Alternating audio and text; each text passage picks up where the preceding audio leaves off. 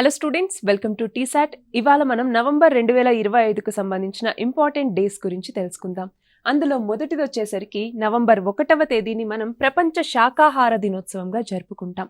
అంటే వెజిటేరియన్స్ ఎవరైతే ప్రపంచవ్యాప్తంగా ఉన్నారో వాళ్ళ యొక్క జీవన శైలి ఏంటి, మొక్కల మీద ఆధారపడి వాళ్ళు జీవించేటటువంటి విధానం, అలాగే జంతు హక్కుల్ని కాపాడటానికి సంబంధించి వీటన్నింటి గురించి తెలియజేస్తుంది ఈ యొక్క డే అన్నటువంటిది. అలానే మొదటిసారిగా 1994వ సంవత్సరంలో వీగన్ సొసైటీ ద్వారా ఇది మొదటిసారిగా నిర్వహించబడింది. సో శాకాహారులు ఎవరైతే ప్రపంచవ్యాప్తంగా ఉన్నారో వాళ్ళ యొక్క హక్కులు, వాళ్ళ యొక్క అలవాట్లు వీటన్నింటి గురించి తెలియజేయటానికి, అలాగే పర్యావరణ మరియు ఆరోగ్య ప్రయోజనాలు ఏవైతే ఉన్నాయో వీటి ద్వారా వాటిని హైలైట్ చేస్తూ ఉండటం, అలాగే క్రూరత్వం లేనటువంటి ఉత్పత్తులు అంటే ఏంటి, నాన్ వెజిటేరియన్స్ ఎవరైతే ఉన్నారో అలా కాకుండా మనము వీగన్ వైపుగా వెళ్ళాలి, అలాగే మొక్కలు ఏవైతే ఉన్నాయో వాటిని కన్జ్యూమ్ చేస్తూ జంతువు హక్కులు ఏవైతే ఉంటాయో వాటిని పరిరక్షించుకుంటూ ముందుకు వెళ్ళటం అన్నటువంటిది, ఒక స్థిరమైనటువంటి జీవనాన్ని జీవించాలి అన్నటువంటి ఒక ఉద్దేశాన్ని తెలియజేసేటటువంటి రోజు ఈ యొక్క శాకాహార దినోత్సవం అన్నటువంటిది. అలాగే తర్వాత మనం చూస్తే సేమ్ నవంబర్ 1వ తేదీని మనం కర్ణాటక రాష్ట్ర ఆవిర్భావ దినోత్సవంగా జరుపుకుంటాము. సో కర్ణాటక రాష్ట్రం అన్నటువంటిది ఏర్పడినటువంటి నవంబర్ 1, 1956.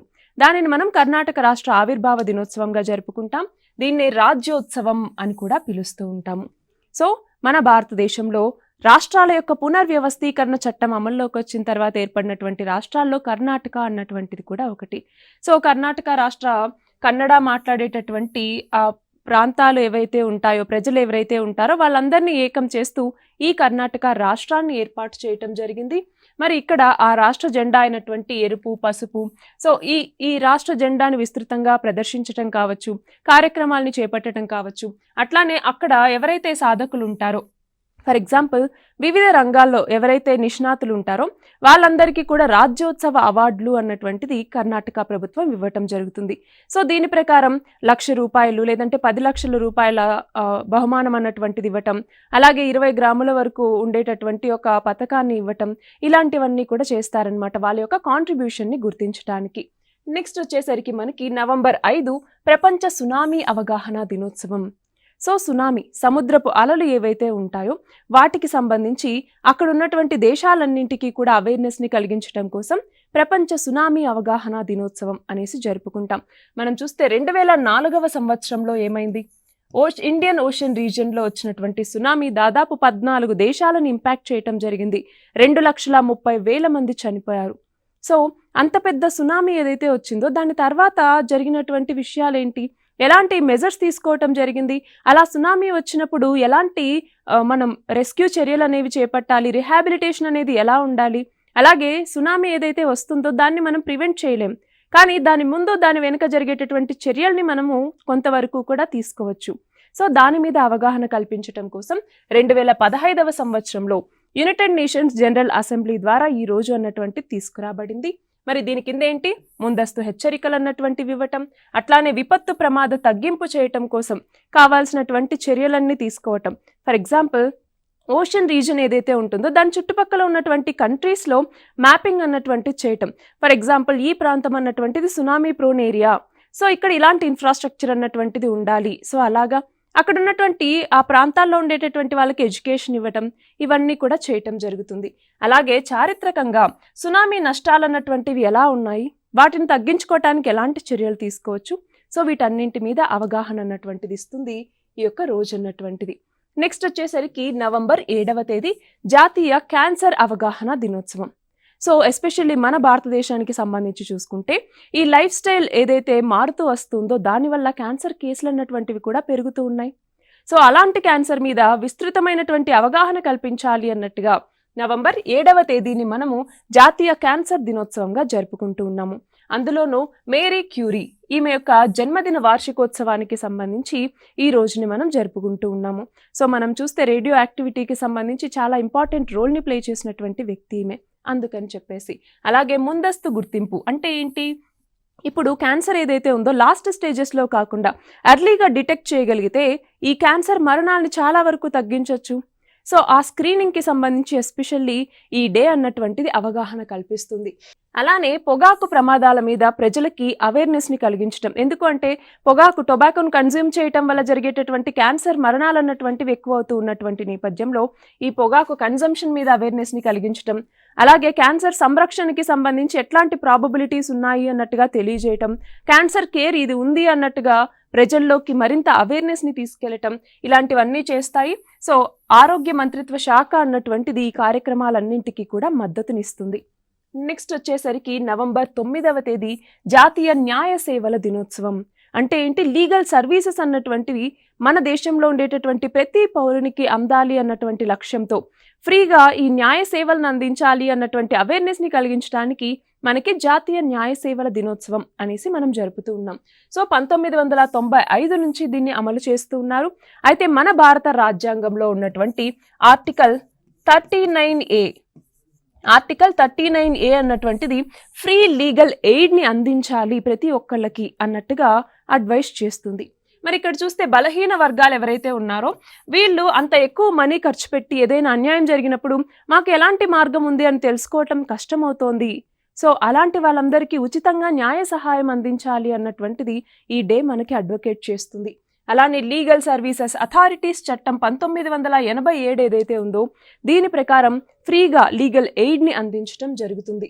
సో ఇక్కడ చూడండి, లోక్ అదాలత్లు, న్యాయ అక్షరాస్యత కేంద్రాలు, సో మనం చూస్తే ఈ లా కాలేజెస్లో కూడా సపరేట్గా లీగల్ ఎయిడ్ సెంటర్స్ అనేసి పెట్టి అక్కడ కూడా న్యాయ సహాయం అన్నటువంటిది అందించడం, ఇవన్నీ జరుగుతూ ఉన్నాయి.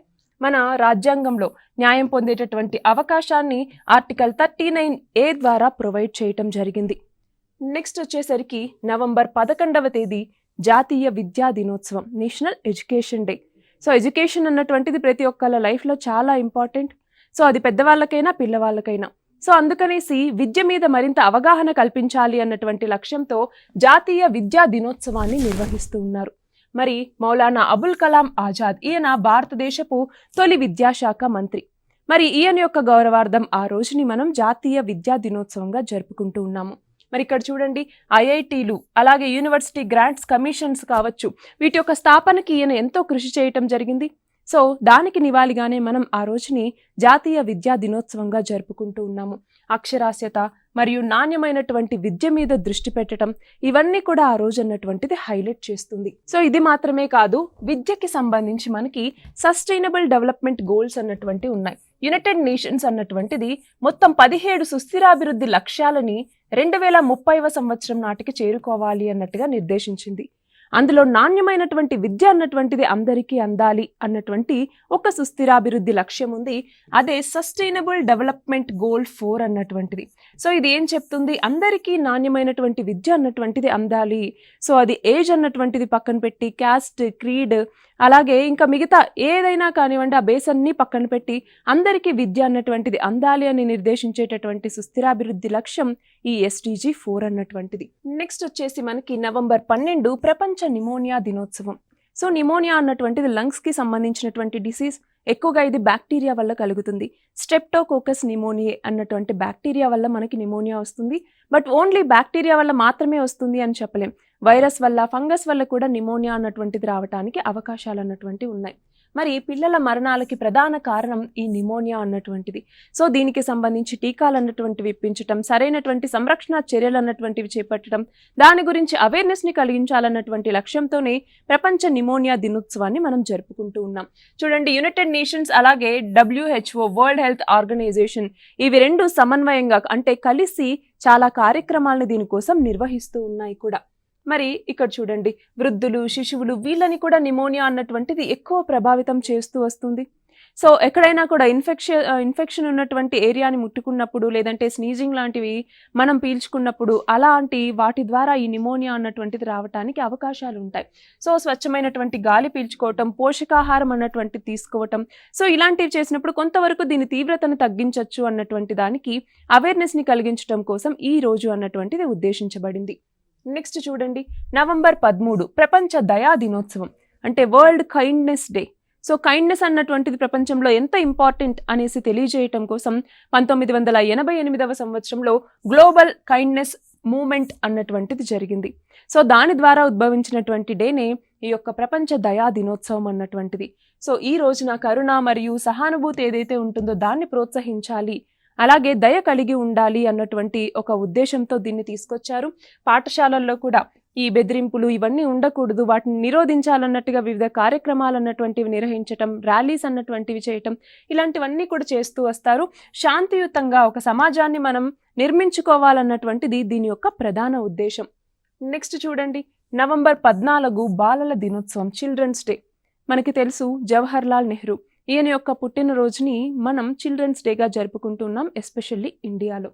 సో అయితే బాలల హక్కులు ఏంటి, వాళ్ళ యొక్క విద్యకి సంబంధించి మన భారతదేశంలో ఉన్నటువంటి ప్రొవిజన్స్ ఏంటి, వాటి మీద ఎంతవరకు అవేర్నెస్ అన్నటువంటివి కలిగి ఉన్నారు, సో వాటిని మరింతగా ప్రజల్లోకి తీసుకెళ్లడానికి వివిధ కార్యక్రమాలు అన్నటువంటివి చేపట్టడం, అవన్నీ కూడా ఈ రోజు నిర్వహిస్తారనమాట. అలాగే పాఠశాలలు కూడా వివిధ రకాల ప్రోగ్రామ్స్ పెట్టడం, పిల్లల యొక్క భద్రత అన్నటువంటిది కాపాడాలి అన్నట్టుగా, అలాగే ఉచిత నిర్బంధ విద్యని పిల్లలకి అందించేలాగా చూసుకోవటం, అలాగే ఇప్పుడు ఏవైతే పిఎం శ్రీ స్కూల్స్ కావచ్చు, సో స్కూల్స్లో డెవలప్మెంట్ చేపట్టడం, పిల్లల యొక్క విద్యలో నాణ్యతని పెంపొందించడం, ఇవన్నీ చేయటానికి ఈ యొక్క రోజు అన్నటువంటిది ఉద్దేశించబడింది. ఎస్పెషల్లీ పిల్లల యొక్క హక్కులు ఏవైతే ఉంటాయో వాటిని కాపాడటం కోసం అవేర్నెస్ని జనరేట్ చేయటం ఈ రోజు యొక్క ముఖ్య ఉద్దేశం. నెక్స్ట్ చూడండి, నవంబర్ 14నే ప్రపంచ మధుమేహ దినోత్సవంగా కూడా జరుపుకుంటాం. మధుమేహం లేదా డయాబెటీస్ అనేసి పిలుస్తూ ఉంటాం. సో డయాబెటీస్ మిల్లిటస్ అని కూడా అంటాము. సో ఇది ఏంటి, ప్యాంక్రియాస్ అన్నటువంటిది ఇన్సులిన్ని ప్రొడ్యూస్ చేస్తూ ఉంటుంది మన బాడీలో. సో ఈ డయాబెటీస్ ఏదైతే ఉందో అందులోనే ఎస్పెషల్లీ టైప్ 2 డయాబెటీస్కి సంబంధించి ఫ్రెడరిక్ బ్యాంటింగ్, ఈయన ఏం చేశారు, ఇన్సులిన్ని కనుక్కున్నటువంటి వ్యక్తి కాబట్టి ఈయన యొక్క పుట్టినరోజుని మనం డయాబెటీస్ డేగా జరుపుకుంటూ ఉన్నాం. అందులోనూ మనకి డయాబెటీస్లో టైప్స్ చాలా ఉన్నాయి. అందులో టైప్ 2 డయాబెటీస్ అన్నటువంటిది చాలా డేంజరస్.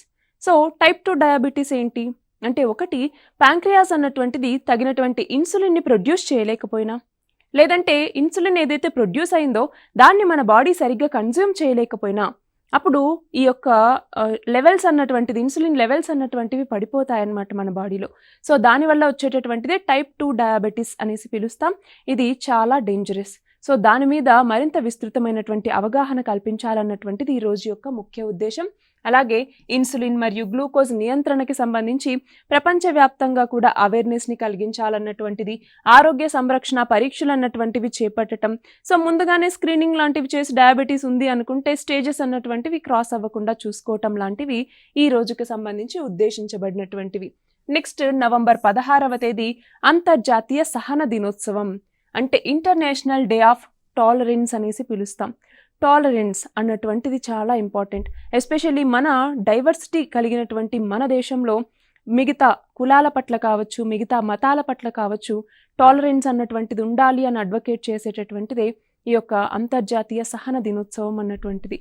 సో ప్రపంచవ్యాప్తంగా కూడా మిగతా ప్రాంతాల పట్ల, అలాగే మిగతా ప్రజల పట్ల కూడా ఈ సహనం అన్నటువంటిది ఉండాలి అని తెలియజేస్తుంది ఈరోజు.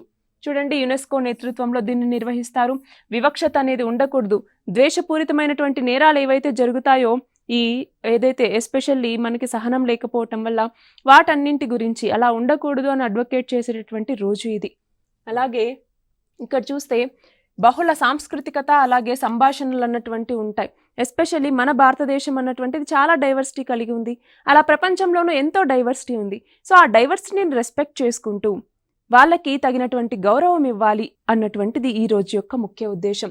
చూడండి, శాంతి, మానవ హక్కుల్ని ప్రోత్సహించటం, సహనం అంటే గౌరవం అనేటటువంటి ఒక సందేశం ఇవ్వటం ఈ రోజు యొక్క ముఖ్య ఉద్దేశం. నెక్స్ట్ వచ్చేసరికి నవంబర్ 17 జాతీయ మూర్ఛ దినోత్సవం, అంటే ఎపిలెప్సీ డే అన్నమాట.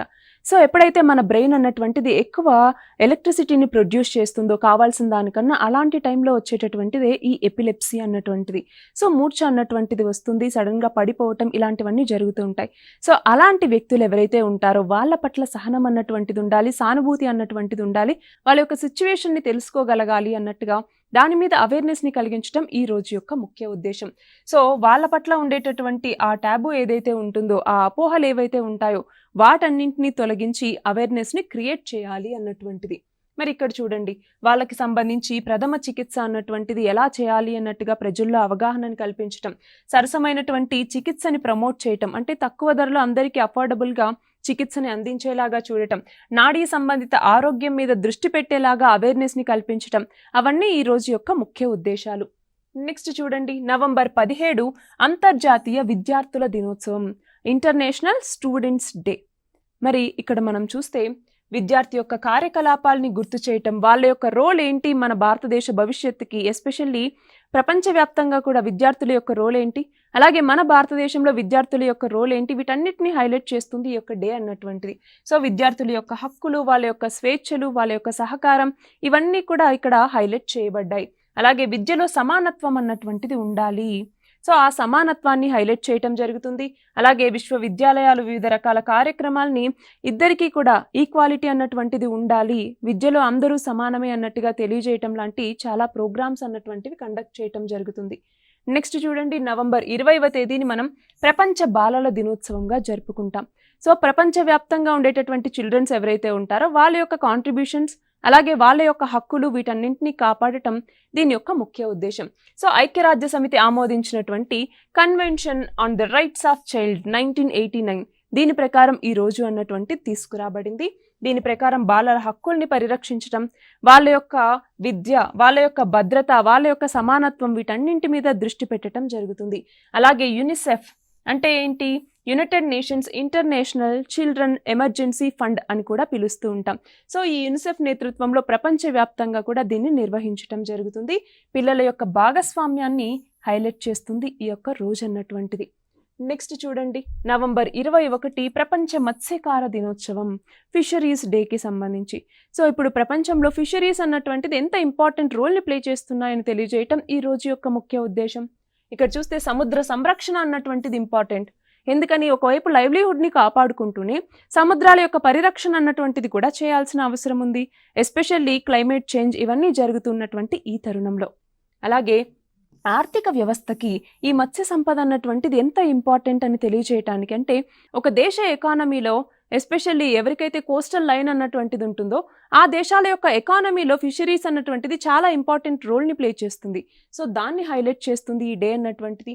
అలాగే మత్స్యకార వర్గాలకి సంబంధించి సంక్షేమ కార్యక్రమాలు కావచ్చు, అలాగే అతిగా చేపలు పట్టడం వల్ల సముద్రంలో ఏదైతే కాలుష్యం అన్నటువంటిది జరుగుతుందో ఆ కాలుష్యాన్ని తగ్గించటం, ఎక్కువ చేపలు పట్టడాన్ని నివారించటం, ఇవన్నీ కూడా చేయాల్సినటువంటి అవసరం ఉంది. అలాగే ఆక్వాకల్చర్ని ప్రమోట్ చేయటానికి కూడా ప్రపంచవ్యాప్తంగా ఈ ఆక్వాకల్చర్ని ప్రమోట్ చేయటం, వాళ్ళ యొక్క లైవ్లీహుడ్స్ సస్టైనబుల్గా ఉండేలాగా చూడటం, అలాగే సముద్ర భద్రత అన్నటువంటిది చేపట్టడం, సో వీటన్నిటిని హైలైట్ చేస్తుంది ఈ యొక్క డే అన్నటువంటిది. నెక్స్ట్ చూడండి, నవంబర్ 1 మనం ప్రపంచ టెలివిజన్ దినోత్సవం అని కూడా జరుపుకుంటాం.